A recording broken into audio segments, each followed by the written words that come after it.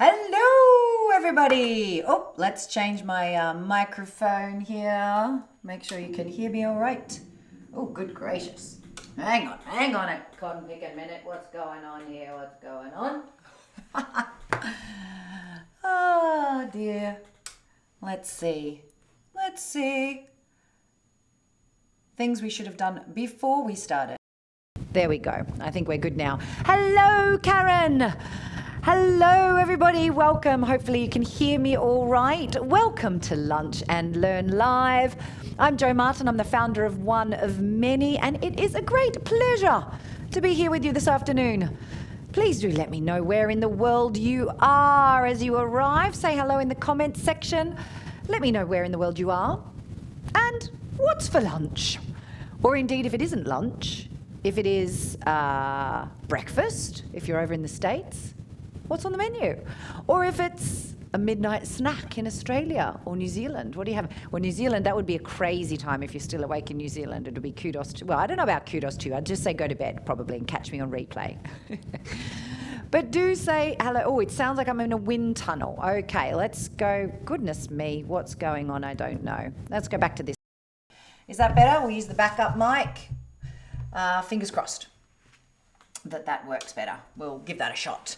So welcome, my darlings. Welcome to Lunch and Learn Live. I am excited about today. Do you know what's really funny? I was trying to decide what I should talk about on Lunch and Learn Live today. You know, there's always so many things that I watch come up in the B1 global community and in the Hearth, in our coached spaces and with our Change Forum ladies and so on. And there's always lots of great topics. And I was umming and ahhing between a few different ones today as I was looking over it this morning in preparation. And you know what I got to? I went, oh my God, I'm trapped in analysis paralysis. So I thought, I know what I'll do.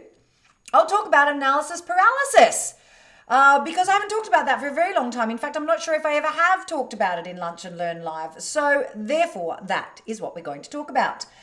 Karen says, you're normally my evening bath accompaniment, but today you are here live. This is very good to hear. Very good. Mother's Day afternoon tea leftovers for lunch. Very good. Oh, I can see how that's pronounced. Lippy on my teeth, girls.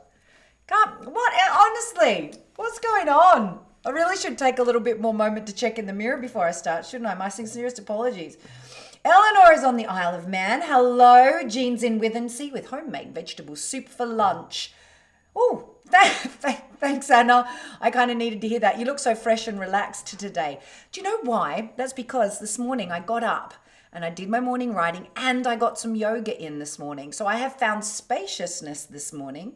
And I've managed to get some things that I wanted to do done in my diary. Winning! So I feel very, very relaxed, which is great, but also perhaps a little too relaxed because I am perhaps somewhat disheveled. Well, no, I'm going with that. I look fresh and relaxed. That's what it is. She had a late brunch of smoked salmon and scrambled eggs. I am envious. Very nice. Like a bit of smoked salmon, I do. Yes, I do. So welcome, ladies, to Lunch and Learn Live. As I said, I was in analysis paralysis this morning trying to work out what it was I was going to talk to you about. So because of that, I thought, what is going on here? And I thought, you know what? There's no right or wrong here. Let's talk about analysis paralysis. Maybe that's the message from the universe. So I want to know from you ladies, how many of you have ever experienced that challenging sensation of having multiple different possible ways to go on something? It might be a yes or a no. It might be a this option, or a this option, but you get stuck and you can't make a decision and you're usually paralyzed because you're worried about making the wrong decision or letting someone down or not sure if it's right or what if this happens, etc., etc., etc. Give me a little thumbs up, some love, or write me in the comments section if you have ever experienced analysis paralysis. That's my first question. Have you ever experienced it, right? First question is, have you ever experienced it? And I'm sure, oh yes, by what is coming through now, that is absolutely the case. I am yet to meet a human being that does not do analysis paralysis from time to time, right? Alison says, definitely. Debbie says, all the time. Karen says, me. Yes, right? Absolutely. And now my next question is, Let me know if you are noticing it a lot more at the beginning of 2021 than you were experiencing it perhaps a year or two ago, perhaps at the beginning of 2020, before we got hit by a global pandemic. How many of you are experiencing it more right now? Kathy's saying, yes, me right now about renting my flat. Chrissy says, I'm doing it right now. Absolutely. So how many of you are noticing you're doing analysis paralysis? You have lost a bit of confidence perhaps in your decision-making ability over this last year, that you're noticing you're getting stuck and spinning your wheels perhaps a little more frequently. If that is the case, yes, write a yes more in the comment section so I can get a sense of that, because I won't be surprised if that is the case. Karen says yes, a lot more in 2021. Emma says yes, much more uncertainty right now. Yeah. By the way, ladies, I'm seeing lots of new ladies with us here today whose names I'm not so familiar with. So a big welcome if this is your first Lunch and Learn Live with us. It's so great to see you. And for anyone who is an old hand, or indeed if you know anyone in your community or any of your friends on Facebook who might be doing some analysis paralysis right now and could do with a bit of a bolt on how to deal with it. Bolt? What? A bolt? What? A bolt. Oh my God. A bit of a steer on how to deal with it. I don't even know where that word came from. Then please do share this live to your page, to your Facebook profile, or tag them in the comment section. If you write your friend's name in the comment section and hit hit tag or whatever, it will share it with them so that they can see that this is happening and they might like to come and join us. So if you've got a friend who's struggling on a decision right now, this might be really helpful for them too. So yay. What else we got here? Yes, Carol's just started a new job and an information overload. Chrissy's got massive decisions based on lots of new unknowns. Oh, yay. Anna's saying, no, lots of things are simpler right now. So that's good. Good to hear, my love. Well done. Well done. But a few are not too bad right now, and a few are yes more. So we're kind of a bit of a spectrum there. Well, I want to talk a little bit about the nature of analysis paralysis, how we get into it, why we get into it, and then what to do about it, because it can hold you trapped. And I am often quoted as saying, mostly quoted by myself, but you can quote me if you like, that our success in life is in direct proportion to the velocity with which we make decisions. I think our success in life is directly proportionate to the velocity with which we make decisions. So it's not about making the right decisions, because nobody can know whether we're going to make the right decisions, right? That's just not possible to know whether we'll consistently be making the right decisions. But where we start to start missing the ball, where we slow down, and not that life is all about going fast, it's not that, but where we get stuck and start spinning our wheels is because we're not deciding fast. It's not necessarily about actioning fast. I want you to be really clear. It's not about actioning fast. It's about making decisions as quickly as you can once you've got the information. Because there's a lot of things that happen when you don't. Number one is if you don't make your decisions fast, then you tend to and fro and to and fro. And the more time you spend in analysis, the worse it gets, right? So the longer you spend analyzing, the worse that it gets. It also then feeds into your self-esteem cycle, and you start to think, God, I'm hopeless because I can't make this decision. And then you get lower self-esteem, lower self-confidence, and it negatively impacts your ability to make the decision in the end. So the longer you stall on decisions, the worse it actually is, not just for the decision itself, but also for your self-confidence. Does this make sense, ladies? Give me a little yes in the chat channel or a little thumbs up if this is making sense to you, that the longer you stall it, the worse it is for your self-confidence. And I'll get that feedback here in a minute, because it's always a little bit of a delay. No, that's landing. Okay, good.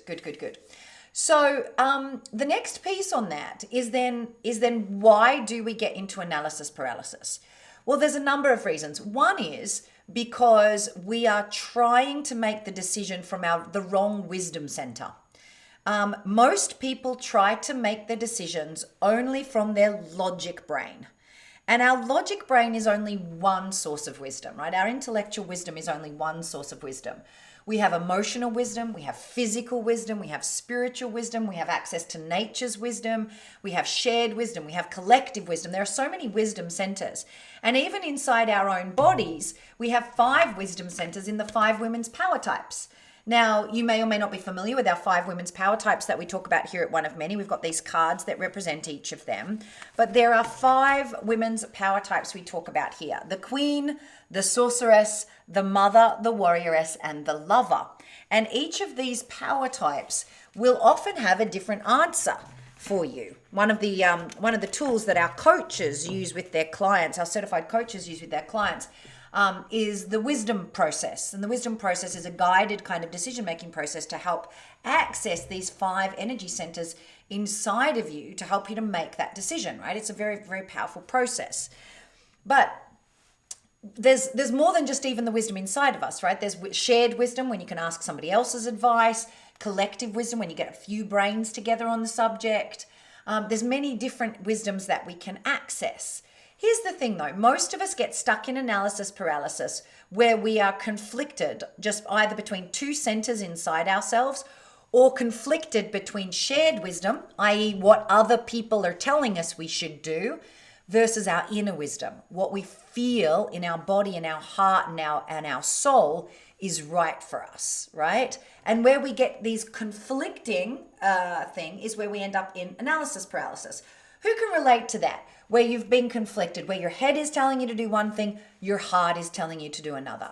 Or your spouse is telling you to do one thing and your boss is telling you to do another. And you're just kind of stuck in the middle, not knowing what on earth you should do, right? Let me know if this feels resonant. Yes, Jill is saying, I don't know what to do about my current situation. I used to know what direction to go, but now I feel stuck. Stuck in what work I want to apply for and if I should move or stay where I am. Got it. Now, this brings me to the next piece. That when we're in conflict like this and we don't decide, then even while we're thinking about it, we are using up executive functioning. And I point to the front of my brain because it is a frontal lobe function, the front part of our brain, right? And executive functioning is a fatigable resource. The ability to decide is a fatigable resource. The more decisions we make, the more thinking we do, the more strategizing we do, the more planning we do, the less access to that we have. Then we need to replenish. This is why we have kind of a circadian rhythm, if you like. At night, we go to bed, we sleep, we rest, and that replenishes our brain's ability to do executive functioning, right? So if we're not getting the rest in, if we're not getting some deep replenishment, and sometimes it's not just our evening, nighttime sleep replenishment, it's actually deep step away from the problem kind of replenishment, this fatigable resource of our executive functioning gets worse. And that is why I asked right at the top of the call today whether you've experienced that it's been a little worse over the last year or so. Because if we think about the fact that executive functioning is a fatigable resource, right? How many more decisions have you had to make over this last year than you did in the year before?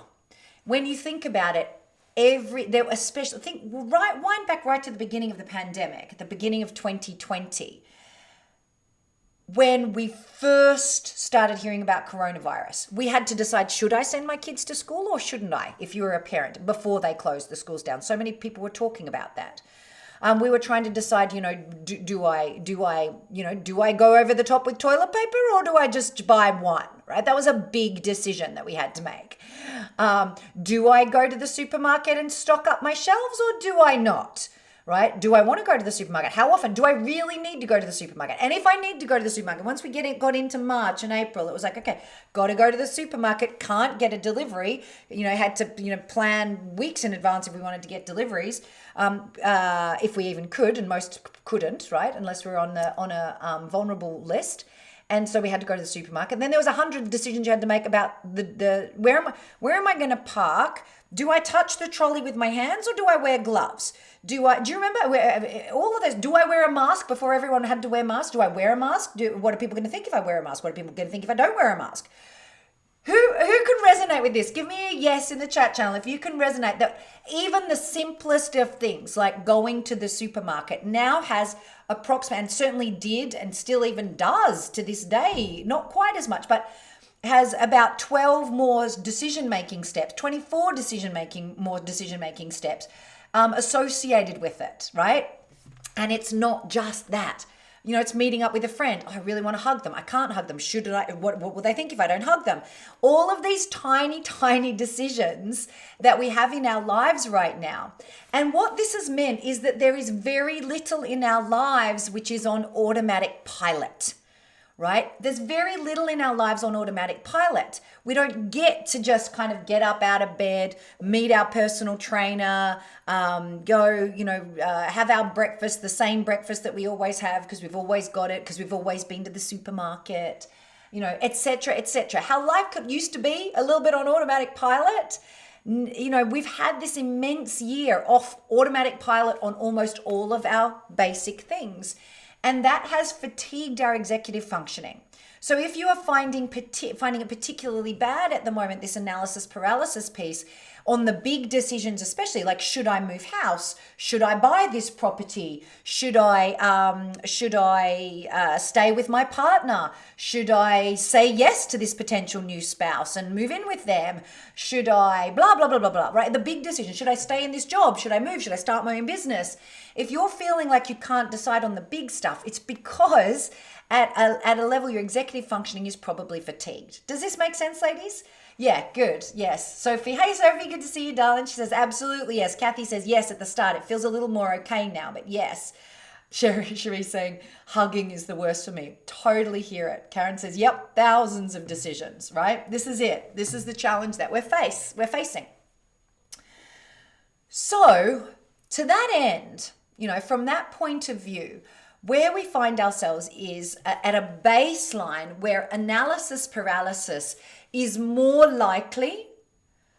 more likely right now than it may have been at other times in our lives, because we are in a global situation that's required a lot more decisions, and there's no one we can really go ask for all of the advice because everybody's in the situation and no one really knows, right?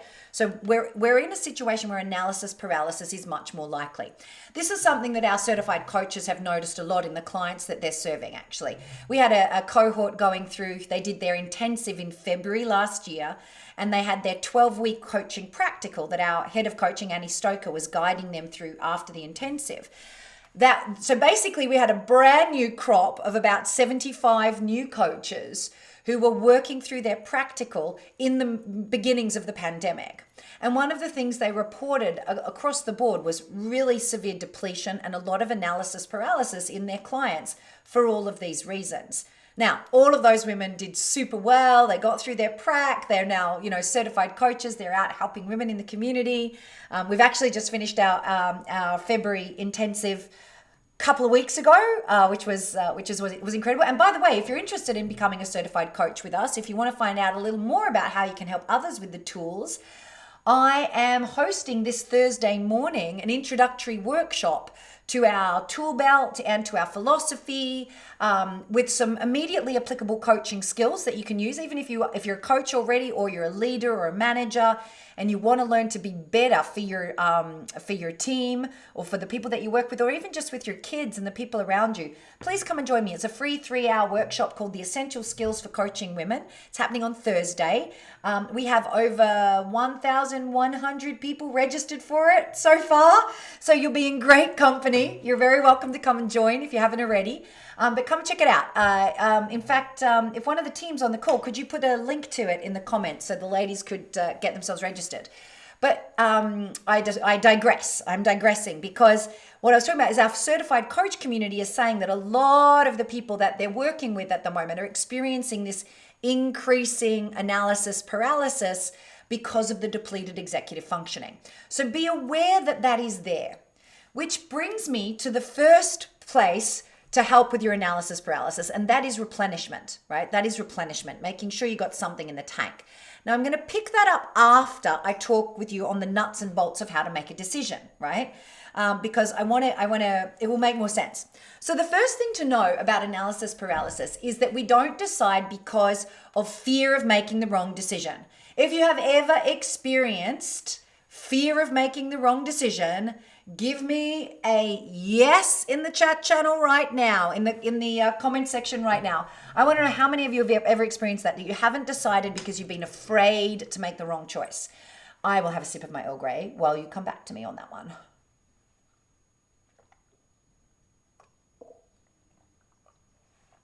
Ah, that wasn't a sip. That was half the cup. I really needed that.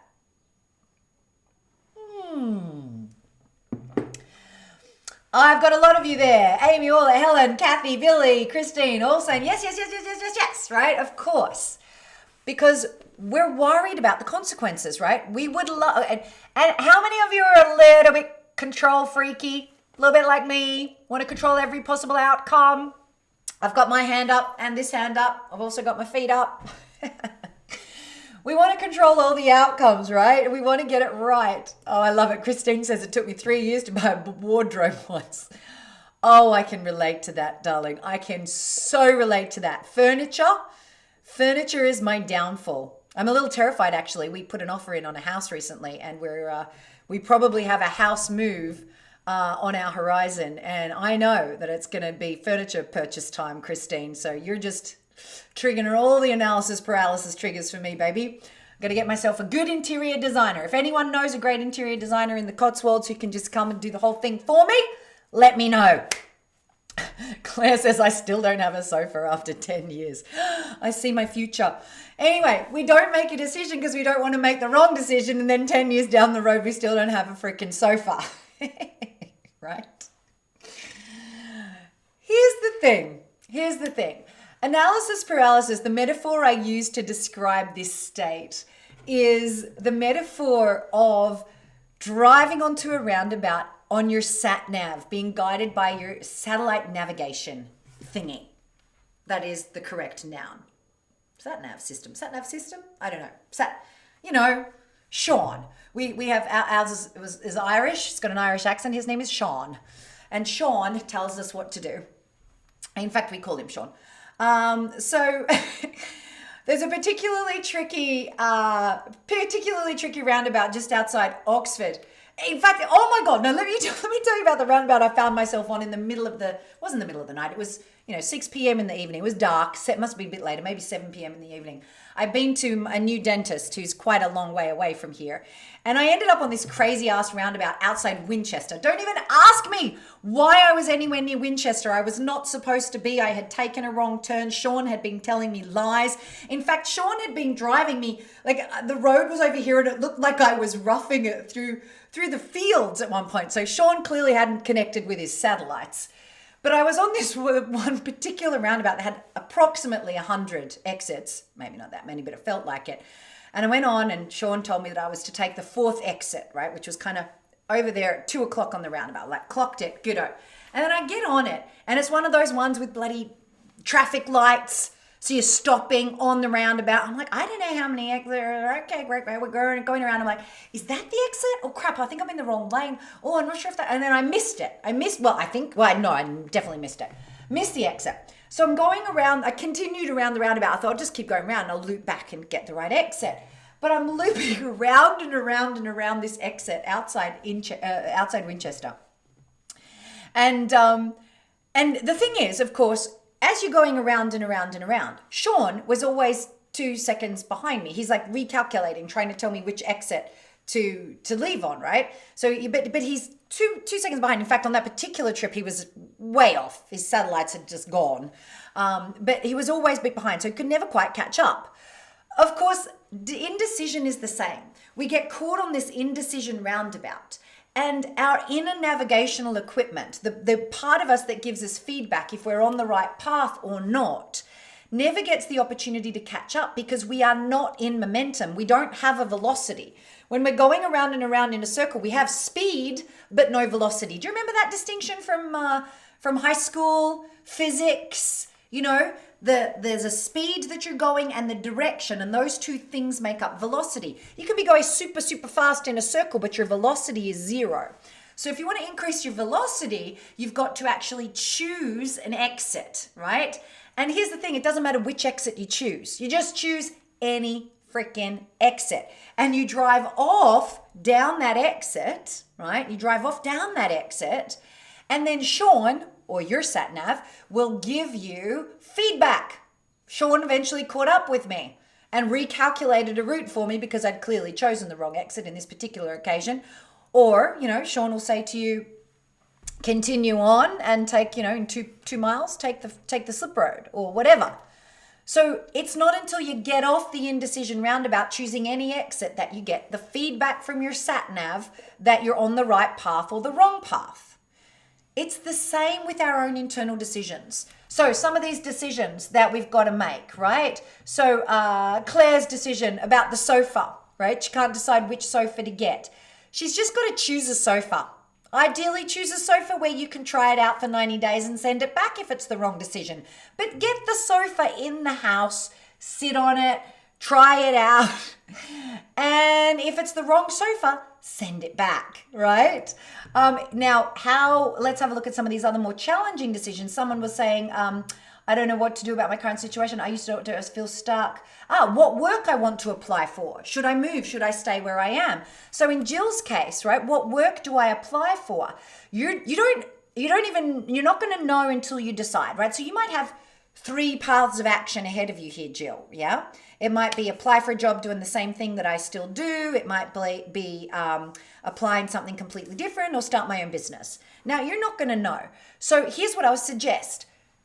Get applying for both something you already do and something new, and maybe investigate starting your own business. Move forward on all of them, right? Move forward on all of them and get some feedback, right? Move forward a little on each of them and get some feedback, because this is the benefit. We can actually take multiple exits, right?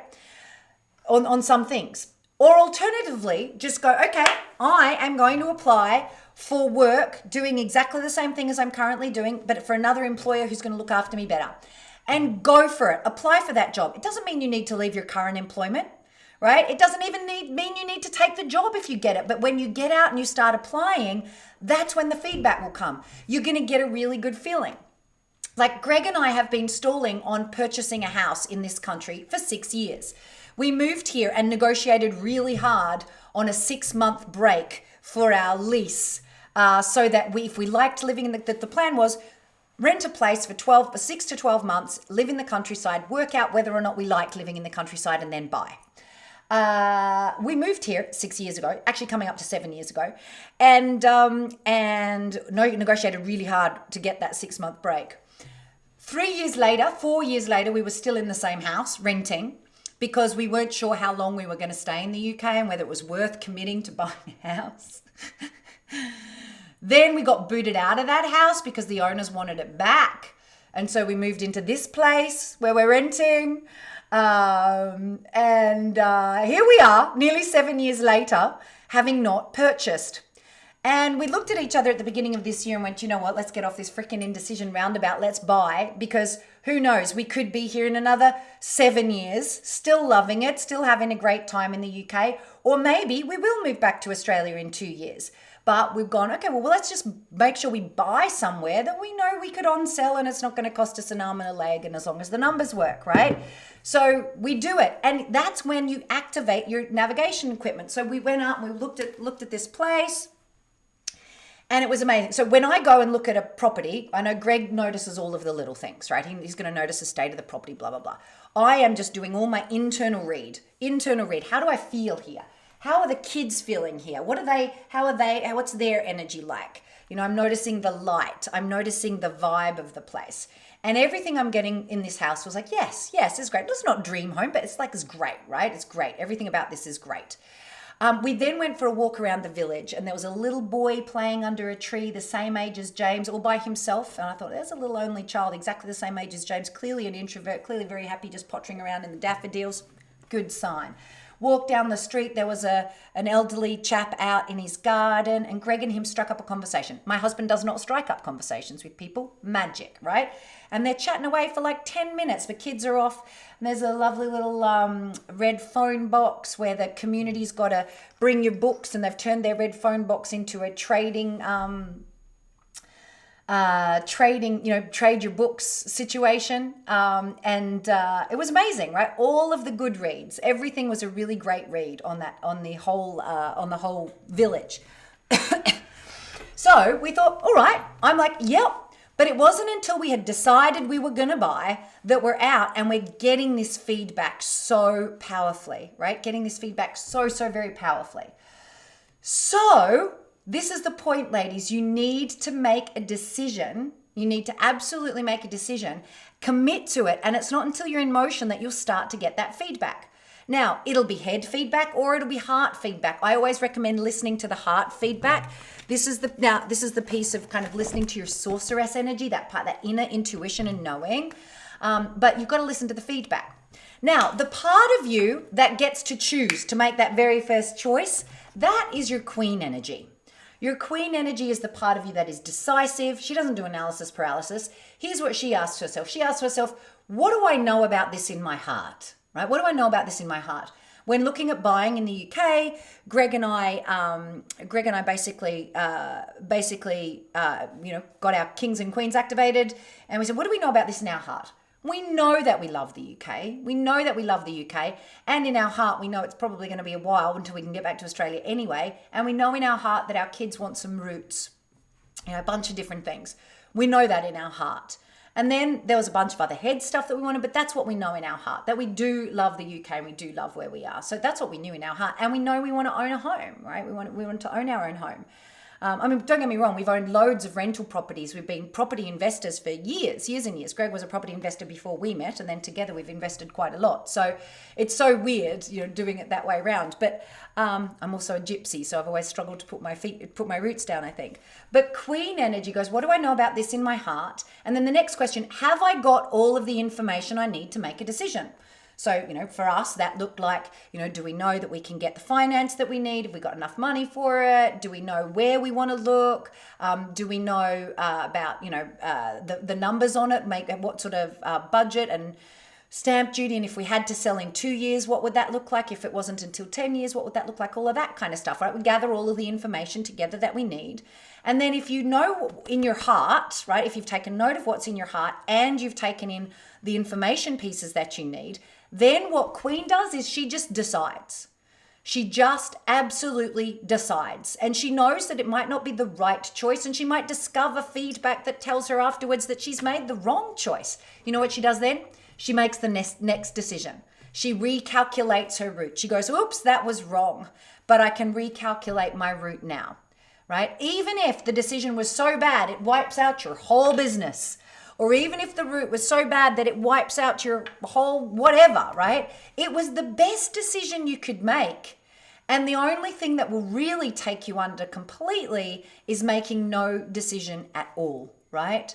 Even if it's a catastrophic feedback. Honestly, I say that because I truly believe that we're never faced with anything that we can't find the resources either inside of us or outside of us to be able to face, and to work through and to get through.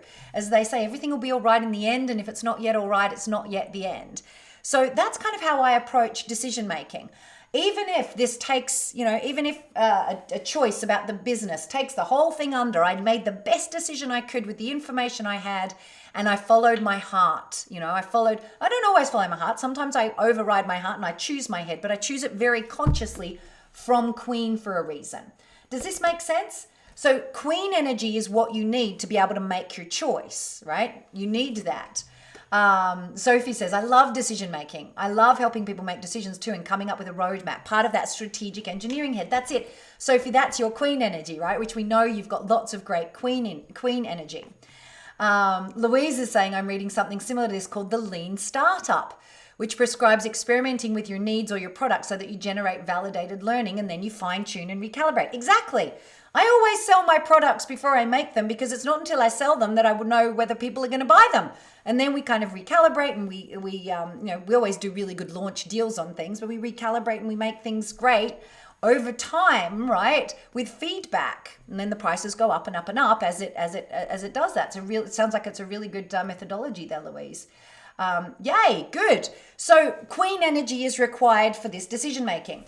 So I want to hear from you in the chat channel from your queen energy. If you're stalling on decisions at the moment, ask yourself this question, right? This is the process. What do I know about it in my heart? Have I got all the information I need? 2 questions. What do I know in my heart, and have I got all the information I need?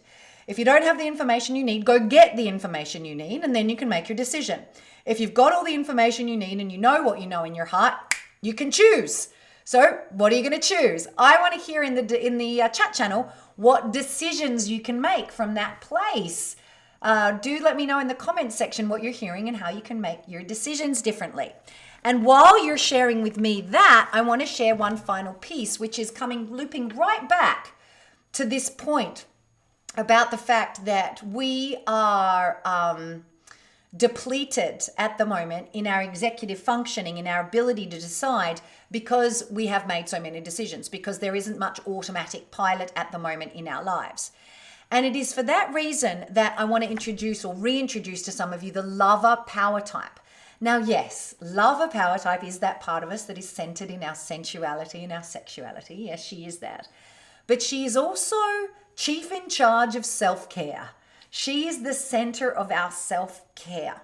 And one of many, we talk about her as the gateway power type. She is the power type that actually gives us access to all four of the others.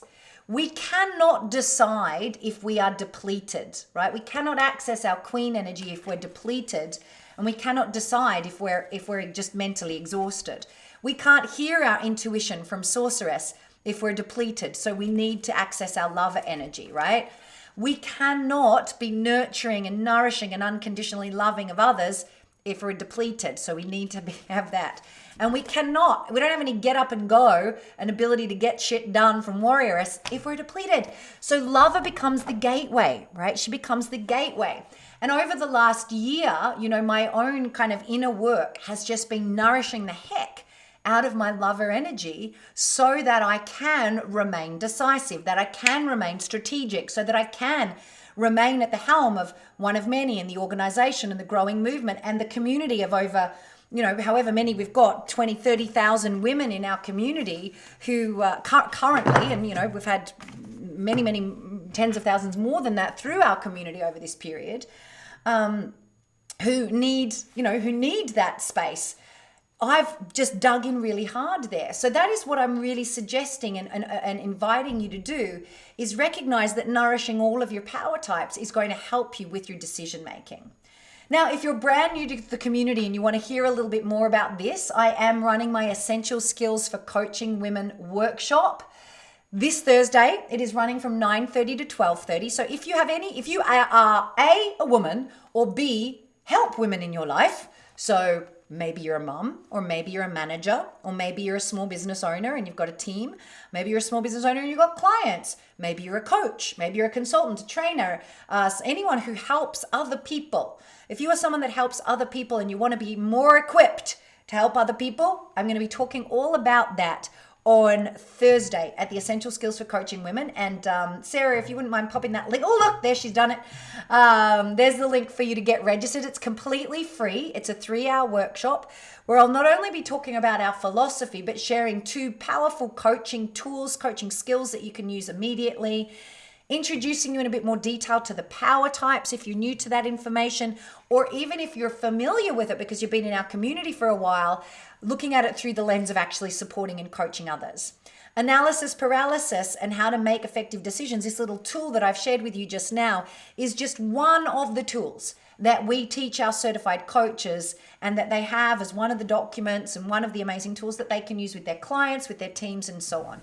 So if you're interested in learning more about that, do come and help me. Do come and help me. Yes, do come and help me spread the mission, spread the word of one of many. It would be fantastic to have you as part of the one of many community, which is ultimately what it's all about.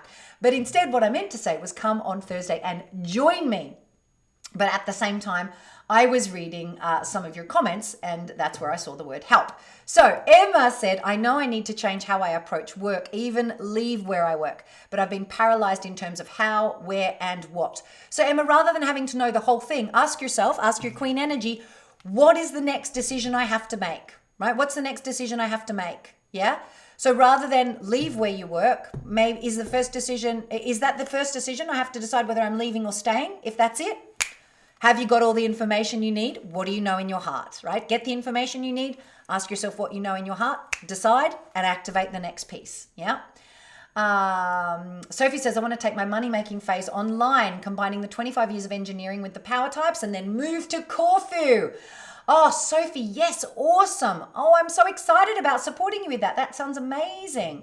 In Corfu, I want to retreat for 2 sets of clients, teenagers who need to learn life skills and menopausal women who want to help change direction. Oh, wonderful. So spring retreats for the teenagers and autumn retreats for the menopausal women who are ready to change direction. Sophie, this sounds beautiful, darling. I love the sound of that.